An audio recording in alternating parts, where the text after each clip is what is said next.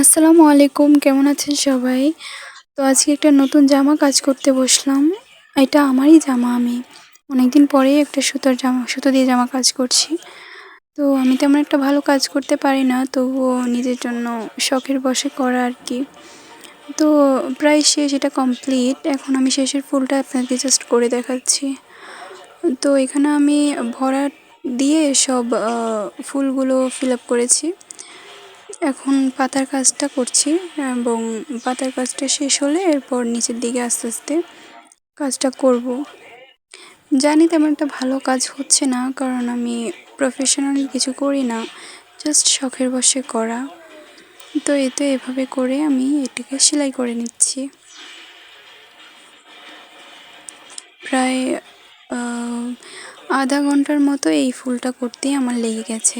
এখন আমি এখানে আলাদা গ্লাস বসিয়ে নিব। এটা সৌন্দর্য বাড়ানোর জন্য আপনারাও বসাতে পারেন। যদি এরকম কোনো জামা আপনারা করেন, তখন এটা সৌন্দর্য বাড়াবে এরকম গ্লাস বসালে। তো আমি এরকমভাবে ডলারটা এখানে বসিয়ে নিচ্ছি। এই তো বসানো হয়ে গিয়েছে।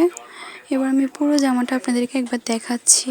এই যে এটা হচ্ছে গলার সাইডটা, আর এগুলো হচ্ছে জামার মধ্যের ফুলগুলো।